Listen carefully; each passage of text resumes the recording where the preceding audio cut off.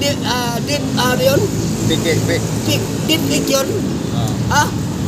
Kung may utak kayo, Baka-green dapat talaga daw bukas. bago sana kayo lumabas ng statement DILG at Rimulya na sinabi nyo na deep yun, sana ginawa nyo katulad na ginawa ni Maharlika.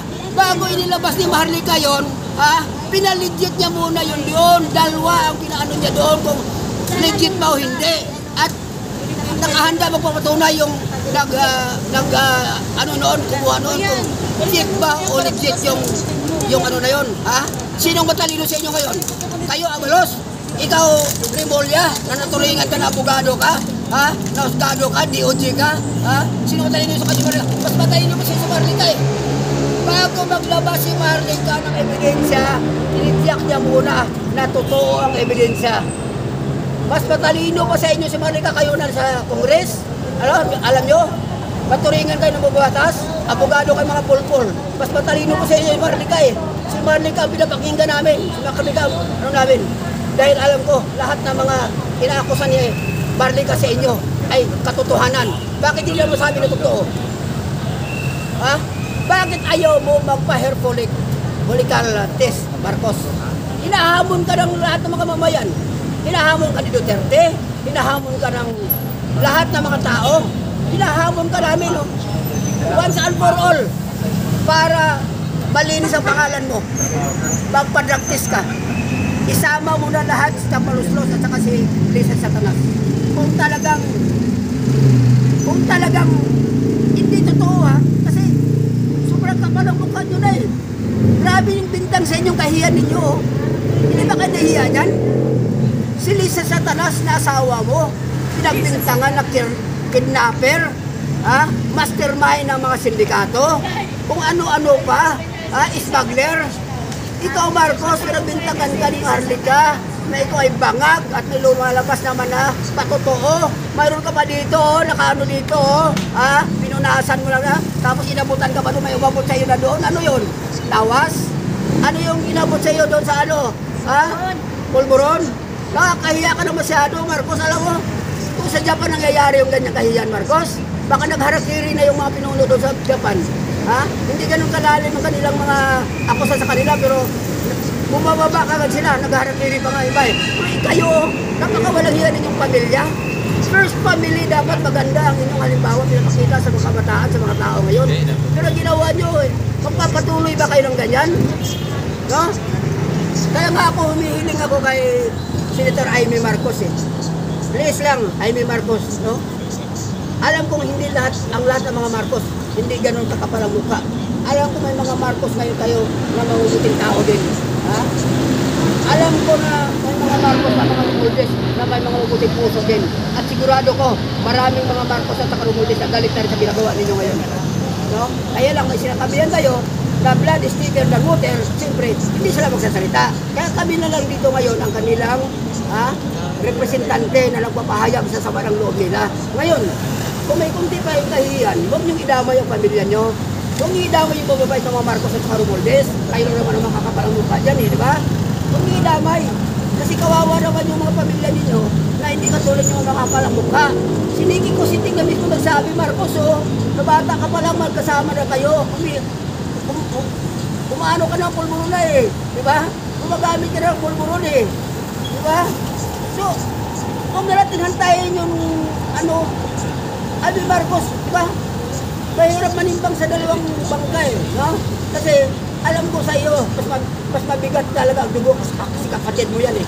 Pero advisean mo na lang, bago kayo malulunod sa kahiyan, huwag nyo na hantayin yung 2028. Huwag nyo na hantayin. Advisean mo lang si Bongbong, alang-alang sa kapakanan ng pamilya ninyo. Buhay pa yung nanay ninyo, buhay pa si Mrs. Marcos na nanay ninyo. Hindi ba kayo nahiya niyan? Napalayas na nga kayo dito sa Pilipinas nung People Power 1. Napalayas na nga dito sa Pilipinas. Ang akala namin, nakupo ni Marcos, lilinisin ninyo yung pangalan ninyo. Anong ginawa nyo? Dinagdagan nyo pa yung kahiyan ninyo, Marcos? Ibig na linisin yung pangalan ninyo, dinagdagan nyo pa nga walang hiyaan. Ganyan na ba talaga kaganid kayo sa kapangyarihan? sakim kayo sa kapangyarihan eh, no? Alam na namin na pinaplano ninyo eh. Bago kayo umupo dyan, naplano na ninyo yun eh. Yan ang tinatawag na conspiracy theory. Nagkakasabuhat-sabuhatan kayo, ganito ang gagawin natin, para bumalik tayo sa kasi malakas ang Duterte, pakipag-alyansa tayo sa kanila, from south to north, pag-isahin natin, kaya tawagin natin na unity team. Kanino kayo nakapag-unity team ngayon? Sa mga dilawan at saka sa mga makakaliwa. Imbis na doon kayo nakapag-unity team sa pinakutangan nyo ng loob, ang laki ng utang na loob ninyo sa mga Duterte, pero ang ginawa nyo, kinalaban nyo pa. Napansin ninyo? Iyon ang nakita namin kung bakit kami nandito. Nandito kami sa India ngayon dahil amin inilalabas ang sama ng loob namin. Ngayon, please lang, Senator Aimee, pakiusap sa'yo. Bago kayo malunod sa komunoy ng kahihiyan, huwag mo idamay ang pamilyang Marcos. Maraming mga Marcos kayo.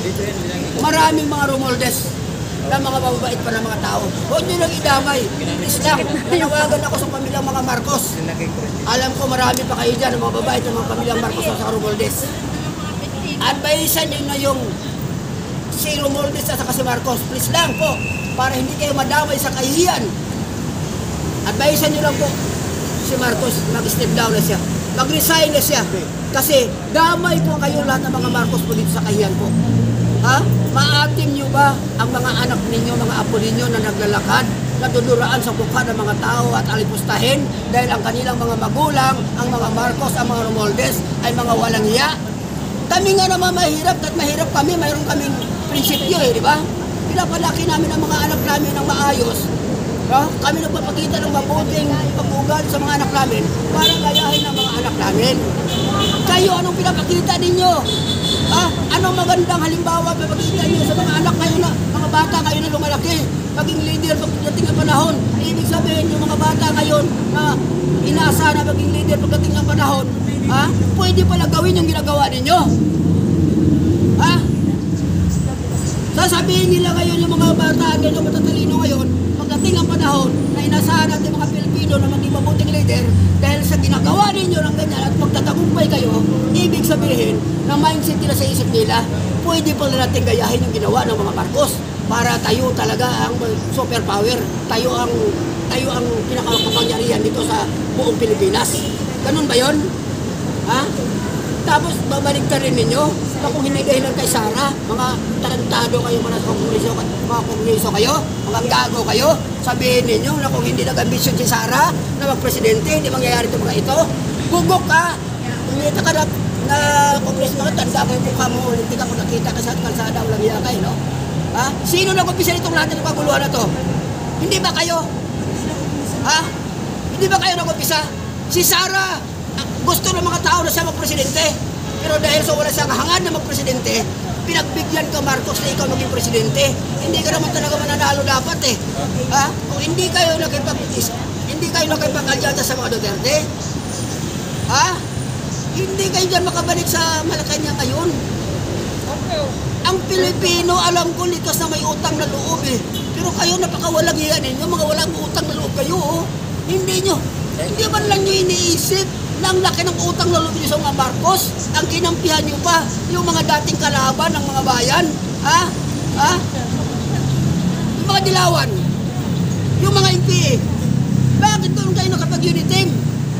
Dapat dito ka nakapag-unity team sa 32 million na bumoto kay Sara at sa iyo, Marcos. Kung totoo mo na 31 million ang boto mo, dapat dito ka. Huwag kang kumampi doon sa kakaunti lang yung mga yan eh. Ilan naman yung mga yan? Wala na ka dapat yung mga makakaliwa na yan kung tinuloy-tuloy mo lang eh. Dahil inimpisan ni Duterte, di ba? Lumpo na yan, wala na yan eh. Ngayon, nabuhayan sila ng loob dahil sa nakaalyansa siya sa inyo. Ikaw, Martin Romualdez, walang yaka eh. Ginawa mo yung atagdok yung mga nandyan sa tatlong bangag na nandyan sa kongreso ng mga isa dyan si Castro eh, convicted na yan eh, no? Nakaupo ka dyan. Nasaan kahiyan ninyo? Kongres! Mayroon pa ba kayong kahiyan dyan sa kongreso na matatawag kayo ng honorable? Wala na kahihiyan. Dishonorable kayo eh. Bakit? Puro kriminal yung kinukuha nyo kakampi sa inyo eh. Diba?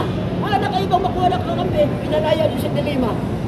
Nagmaantahangan pa ito, wala na si kinalaman sa droga. Ikitang-kita naman na nakipagsayawan ka sa mga drug lord sa sa ano, Dilema, doon sa Bilibid. Nakipagsayawan ka doon. Nagpamalinis ka pa, walang iya ka, driver mo mismo, pinatusan mo. Ha? Huwag ka magpamalinis, Dilema. Ha? Ha? Pinalabas ka ng mga Marcos para ikaw ang gagawin na attack dog. Ha? Attack dog nila. Ha? Kasi, magaling ka kasi pag bumalik ka ng ano, DOJ ka dati. Pinagbintangan mo si Marcos, si Duterte na DOJ pa no, ano yun? Yung DOJ secretary. hindi, ano yun? Yung pumapatay. EJK. Ha? Pinagbintangan niyo pa si Duterte, pinagbintangan EJK. Ano kanong panahon na yun? Hindi ba ikaw ang DOJ?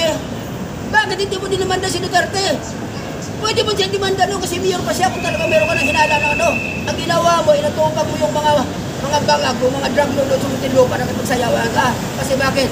Nalasing ka sa kapangyarihan at sa pera. Di ba? Tumatanggap pa ng pera ka sa drug lord ni Lima eh. No? Pinalabas kayo ng Marcos ha? Ang kakampi ni Marcos ngayon, mga kriminal eh. No? Huhugot ng kriminal doon para gawin mintis dyan sa Congress. Ganyan ba ang matino? Ha? Ang matino na mga witness at saka yung mga resource person, pag nagsalita na hindi nyo nagugustuhan, ha? I-cite in contempt nyo kaagad. Yes or no? Ganun ba yun? Ha? Matatawag ba kayong honorable dyan? Hindi ba kayo nahiya doon? Tawagin yung honorable? Dishonorable kayo, hindi kayo kagalang-galang. Maiya kayo pag tinawagan kayo honorable. Your honor. Anong yung honor? Dishonorable. Hindi kayo kagalang-galang dyan sa ginagawa ninyo, sa totoo lang mga congressman. Ha? Kaya nandito nag-ipon-ipon ng mga tao ngayon, punong-puno ka sa pinagawa ninyo. Halata kayo. Ang balita ko, sabi ni Marnica tak 20 million daw pinamudmud sa inyo ni ano di ba? Kaya ganyan lang kayo Siguro kung sino pa magpa-contempt siguro, ha? Pag nakapag-contempt, mayroon pang bonus siguro ng 10 million. Kaya ganun na lang kawalang hiya, mag-contempt, ha? Ano at saka ito si convicted na criminal, ha? Nag-child abuse na to si pastor na to, ha? Kahit wala sa lugar, ha? Nagpa-contempt, wala sa ayos, ha? Makatanggap na ng bonus, tuwang-tuwa pa Kitang-kita ka sa camera, Castro, nakipag-anuhan ka doon sa kasamaan mong congressman. Yes, tatanggap ako ng bonus na 10 million. Nakakawalang hiya talaga mga Castro talaga. Pero mo, ipakunting mo yung isang abogada. Ha? Ipakunting mo. Hindi ka para kunting doon sa 5 days. Gusto mo gawin ng 10 days. Tinanggap mo ang kanyang apologize, pero tuloy pa rin ang kulong. Kasi nga may bonus ka pa. Di ba? 20 million yan, kung nakapag-contempt 10 million pa rin siguro ang bonus nyo. Ha? Yung naman ay narinig ko lang naman doon kay Marnica yan. Sigurado ko, totoo yan. Kasi bakit? Wala na sa ayos yung ginagawa ninyo no? Nagtulong-tulong pa kayo 4 na committee para nakalabanan si Sara Duterte. Ha? Hindi nyo kaya. Hindi nyo kaya mga Duterte. Kasi bakit? Nasa likod ng mga Duterte ang mamamayang Pilipino. Ha? Yung sinasabi ninyo, ginagamit nyo na ayaw ng taong bayan, ha? Sa mga Duterte, taong bayan, ginagamit nyo taong bayan? Ha? Bakit hindi nyo tanungin ang mga tao dito? Lahat ng mga tao na nandiyan, ano kayo? Kung ang ginawa ni Duterte nung panahon niya, within 6 years time, gusto ba ninyo o hindi? Bakit hindi nyo tanungin?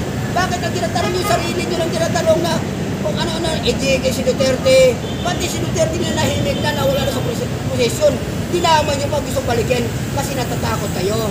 Baka magtanong ang Duterte, ha? Baka sa 2028, Presidente si Sara at Vice President si Duterte, iyan ang tinatatakutan ninyo. Di ba? Ang bumalik ka sa mga Duterte, delikado talaga kayo mga kaliwa. Dahil sigurado ko, uubusin talaga kayo ng Duterte talaga. Kasi malapit na sana kayo no? Malapit na sana kayo maubos, kaya lang, ha? Inampun kayo ni, ha? Inampun kayo ni Tambaluslos Kaya, ayan, nabuhay sa ng loob. Ikaw, Manuel, ang yabang mo Ginagamit nyo palagi ang taong bayan Sinong taong bayan ang inano nyo? Wala pa kaya tayo center sa parte ng mga taong bayan dito na galit na galit sa inyo. Ilan lang tayo na kumakampi? Kaya ka nakaupo dyan ha? Kaya ka nakaupo dyan ha? Party list ka. Ilan lang ba ang boto mo? Hindi ka pa umaabot siguro ng 500,000 Baka 200,000 lang kayo lang ng mga kasagwat ko sa mga kaliwa ang bumuto sa inyo eh. Ang yabang nyo pa. Ha? Kung gusto nyo bang anuhin, si Sara Duterte na 30 million ang bumuto. Hindi si Sara ang pinabastos niyo at pinababoy. Ha? Ang 32 million na Pilipino ang pinababoy ninyo. Ha?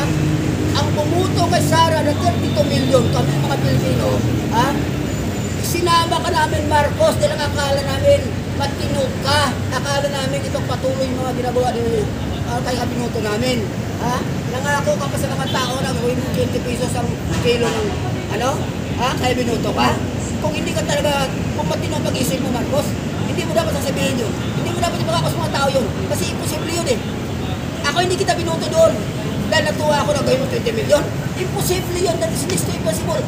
Alam mo kung matino pag-isip mo, ako, legit lang ha. Hindi ako naniwala doon. Nasabihin mo 20 pesos kaban, hindi mo magagawa yun eh. Dahil bakit? Ini-import natin lahat ang bigas doon, no? Wala tayong sarili ditong ali dito na magkasa sa ating mga buong Pilipinas sa buong Pilipinas. Tapos sabihin mo, gawin mo 20 pesos. Sino maniniwala sa'yo? Yung mga taong baga, katsura pag-isip na walang pakialam dito kung ano nangyayari sa ating mundo.